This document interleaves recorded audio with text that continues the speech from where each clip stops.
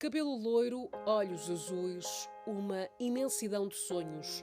Tinha tudo para ser a mulher que sempre quis. Não tivesse nascido homem e se chamasse Gisberto. Recentemente tem surgido nas redes sociais o assunto sobre o caso Gisberta. Este assunto tem surgido mais em canais brasileiros sobre crimes, mas também há material sobre este caso em canais e em sites de notícias portugueses. O assunto surgiu principalmente após ter sido aceite o batismo de uma das ruas de Bonfim, em Porto, com o nome de Gisberta, que passou a ser chamado a Rua Gisberta, e isso acabou por trazer ao de cima o caso que já tinha acontecido há muitos anos atrás. Uma coisa em particular é que estes casos apenas se focam no início da carreira de Gisberta, após ela ter imigrado para cá, e também no assassinato em si, mas acabam por não se focar tanto na vida de Gisberta e no quão magnífica ela era, porque Gisberta era uma estrela, tinha muito mais para contar do que apenas o seu trágico fim. A sua vida foi uma incógnita e pouco se sabe sobre esta estrela, porque infelizmente aquilo que vem ao de cima foi a forma brutal com que ela foi assassinada. Podia ter sido mais uma história de sucesso de uma estrela, mas virou mais um caso de crime contra a dignidade humana. Olá, caóticos! Hoje vamos falar de um caso revoltante que envolve sexualidade, preconceito, violência e assassinato. Queremos deixar desde já explícito que este vídeo não tem nenhuma intenção de ofender, desvalorizar ou criticar as vítimas e as pessoas envolvidas. E este vídeo envolve temas sensíveis como drogas, violência sexual e assassinato e que podem perturbar os espectadores que ficam desde já avisados. Em 2006, Gisberta Salles Júnior foi encontrada morta dentro de um poço numa construção abandonada na cidade de Bonfim, que fica no Porto. Os responsáveis por este crime foram um grupo de 14 adolescentes, entre os 12 aos 16 anos, que teriam cometido este bárbaro crime apenas por mero preconceito, visto que Gisberta era uma mulher transexual que havia vindo do Brasil a fugir da vaga de homicídios que na época estava a ocorrer às mulheres trans, achando que aqui em Portugal iria encontrar o refúgio para ela e um sítio onde ela pudesse ter a vida dela como ela sempre quis, porque Gisberta sempre quis ser uma estrela. Mas não foi bem isso que aconteceu, porque Gisberta infelizmente cruzou o seu destino com estes jovens que acabaram por tirar a sua vida. Gisberta nasceu no dia 5 de setembro de 1960 em São Paulo. Os seus pais eram Gisberto Salles e Angelina Muro Salles. Quando ela nasceu, ela foi registada com o nome do pai e muitas vezes era apelidada de Júnior. Mais velha, quando começou a se identificar como mulher, adotou o nome então de Gisberta. Era a mais nova de 8 irmãos. Uma das irmãs de Gisberta declara que ela sempre foi uma rapariga muito criativa, gostava de moda, filmes, música e adorava brincar com as irmãs, aquelas brincadeiras consideradas mais femininas. Por ser uma criança alegre que gostava de coisas diferentes, a sua mãe, preocupada, levou ao médico, relatando então estes comportamentos diferentes para uma criança como Gisberta.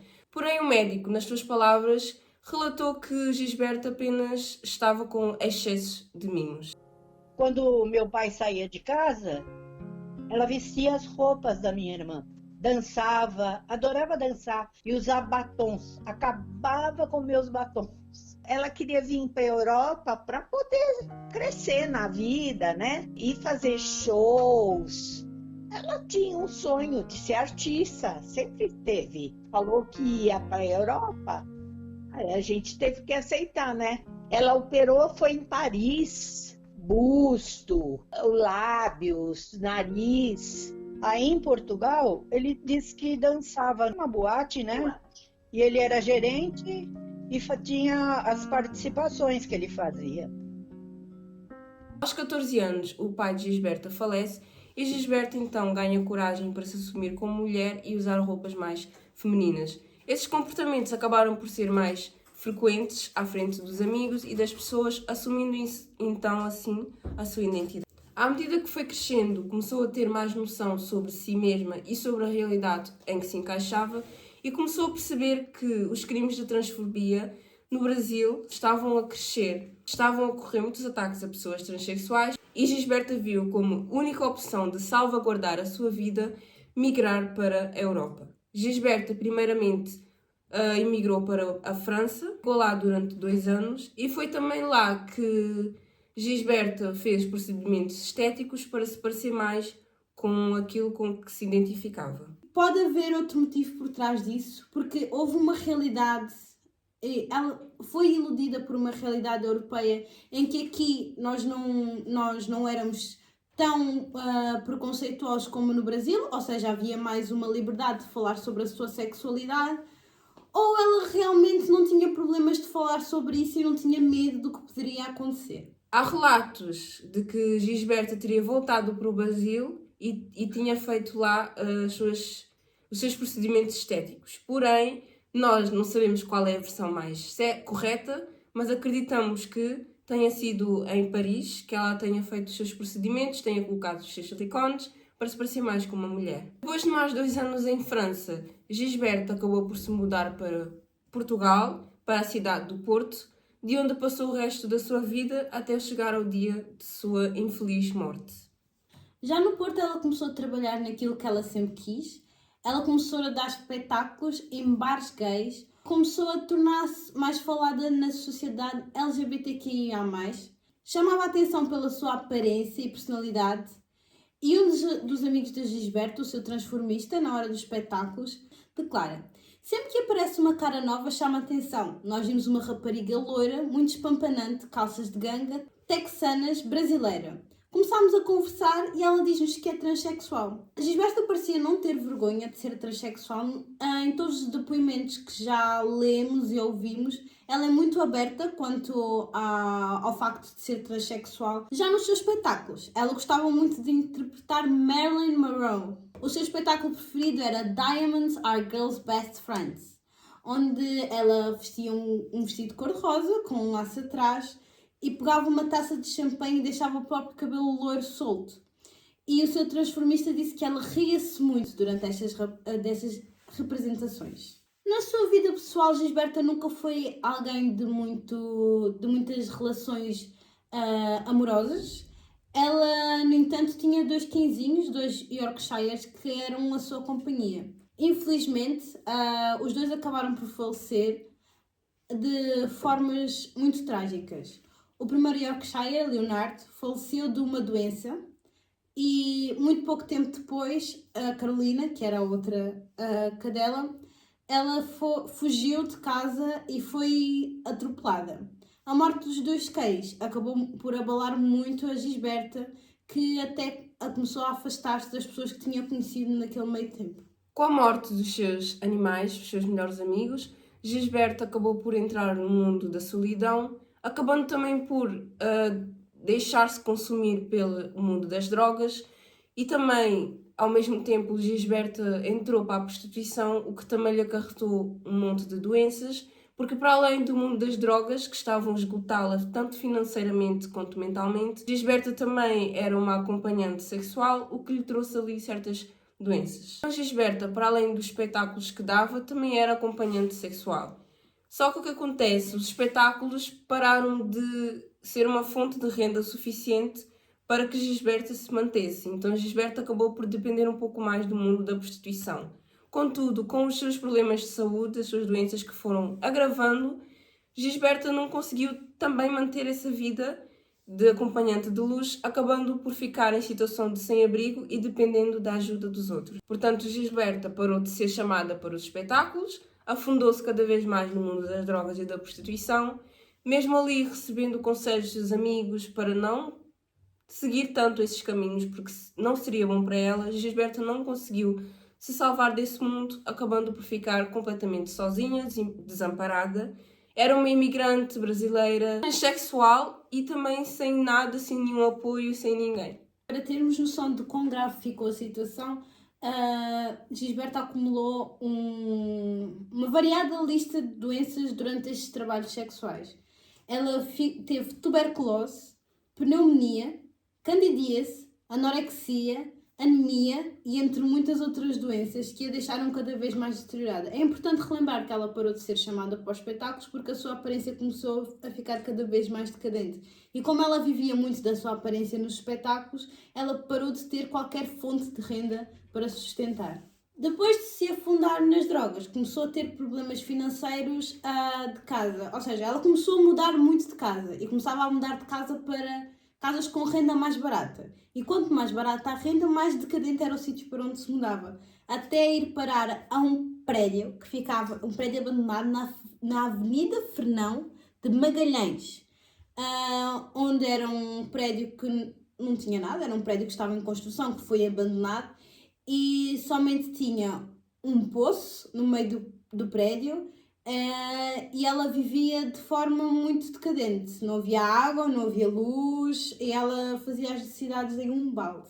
Gisberta era uma estrela. Era uma mulher muito talentosa, uma mulher ligada às artes, gostava de dançar, cantar, fazer várias coisas, que passo a citar, de uma mulher muito bonita, glamourosa, que vivia bem, uma estrela, para uma mulher que acabou com roupas rasgadas, sem maquilhagem, já não usava mais os seus tacões, os seus saltos, cortou o cabelo quase a rapaz e vestia de homem. Infelizmente, a vida desta estrela passou do tudo para o nada de um momento para o outro e Gisberta tornara-se uma mulher irreconhecível.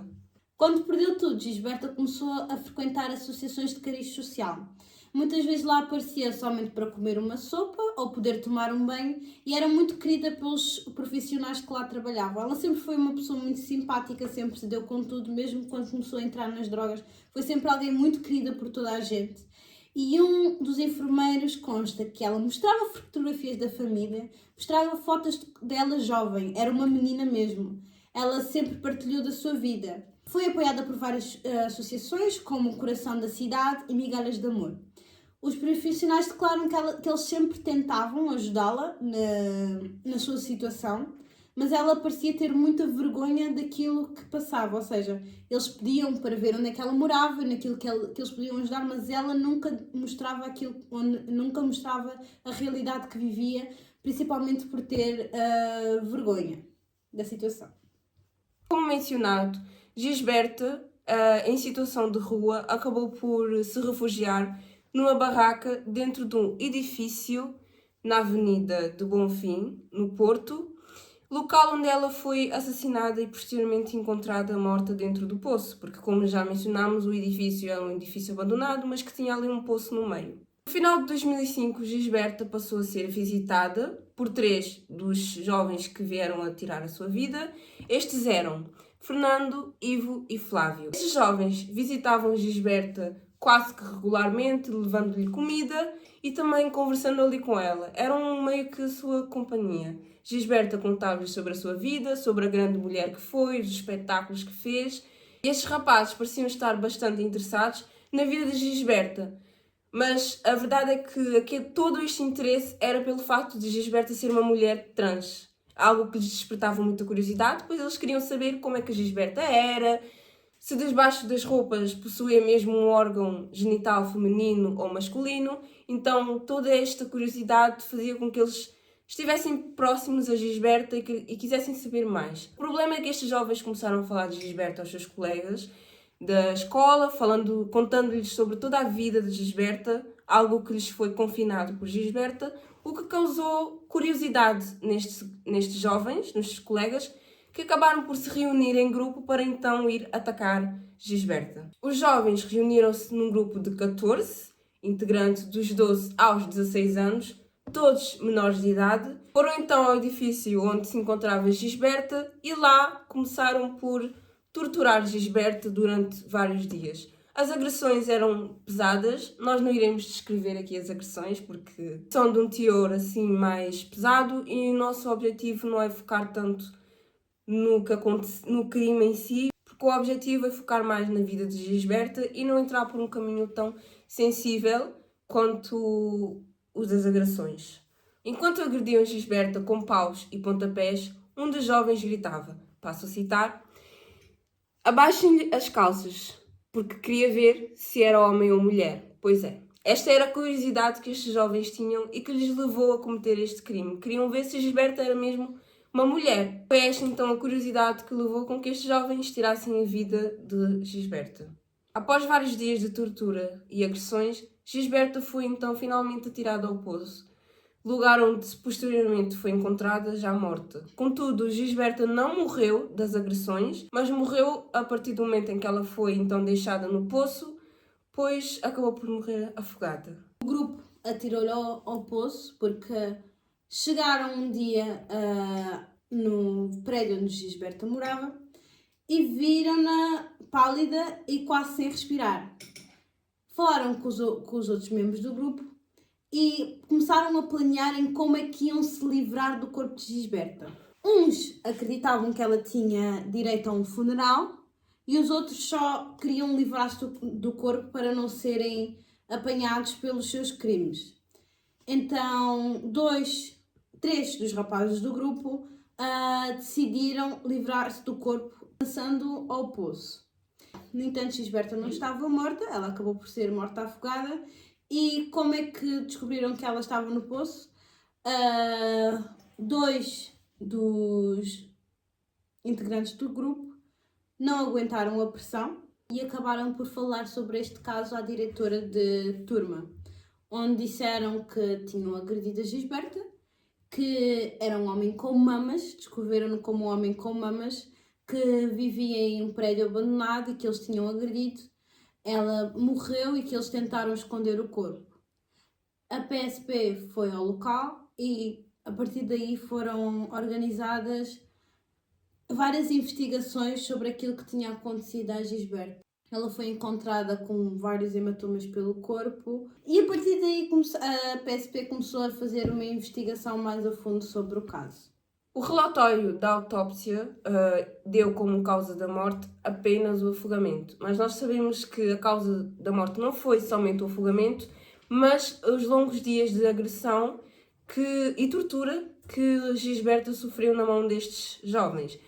Lembrando que, decorrente destas agressões, Gisberta acabou por ficar fraca e daí então ela foi atirada ao poço. Então o afogamento foi meio que uma consequência, mas antes disso houve tortura, houve agressões, houve violência que foram tirando a vida de Gisberta aos poucos. É importante lembrar que estas agressões acabaram por ser tão fortes que houve dias seguidos em que Gisberta não se conseguia levantar e não conseguia mexer nenhuma parte do seu corpo.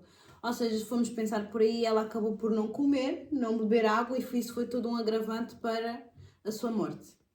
Apesar de no início o crime ter sido indicado como homicídio qualificado, a condenação acabou por baixar para crime de ofensas corporais a apenas 11 dos 14 condenados. As restantes 3 dos integrantes do grupo foram apenas condenados pelo crime de omissão de auxílio. Lembrando que estes jovens eram menores, então claramente que eles não ganharam uma pena adequada ao crime que cometeram, porque a lei os protegia por serem menores. Então estes meninos acabaram por responder em liberdade por serem menores e enfim.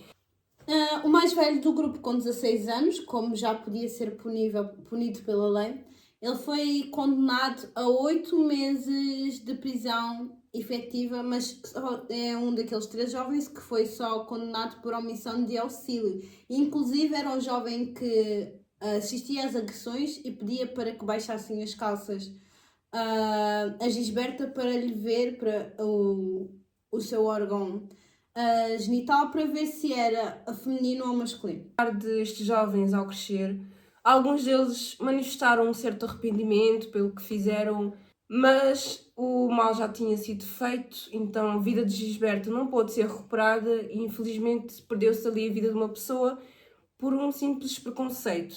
Então é algo que realmente levanta algumas questões. Gisberta faleceu dia 22 de fevereiro de 2006 e, em março de 2024, uma das ruas de Bonfim, freguesia da cidade do Porto, foi então batizada com o seu nome e passou a chamar-se a Rua Gisberta Salse, como símbolo então de inclusão e também de não tolerância a estes tipos de atos, estes tipos de crimes de ódio. Gisberta então passou a ser um símbolo de inclusão e de diversidade.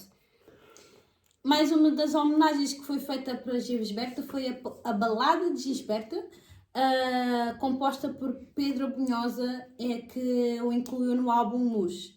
Mais tarde, Maria Bethânia interpretou esta canção, fechando com ela o primeiro ato do seu espetáculo Amor, Festa e Devoção. Foram muitas as homenagens feitas em nome de Gisberta, desde curtas-metragens, poemas, até teatros. Tudo que envolvia a arte e as suas paixões foram representadas durante aquela época da sua morte com o seu nome. E com isto começou a criar-se uma consciência coletiva na nossa sociedade, onde mostra que, apesar das nossas escolhas, de quem nós gostamos, de quem queremos ser ou de quem vamos ser, não dá direito a ninguém de tentar tirar as nossas liberdades. E houve muitos protestos em nome de Gisberta, a futura estrela transexual. Realmente este é um caso bastante sensível que levanta muitas questões e também tem sensibilizado muitas pessoas, tanto pela natureza e brutalidade do crime e tanto pela pessoa que Gisberta foi, porque era uma pessoa com muitos talentos e que estes talentos foram-lhes roubados dela sem motivo aparente.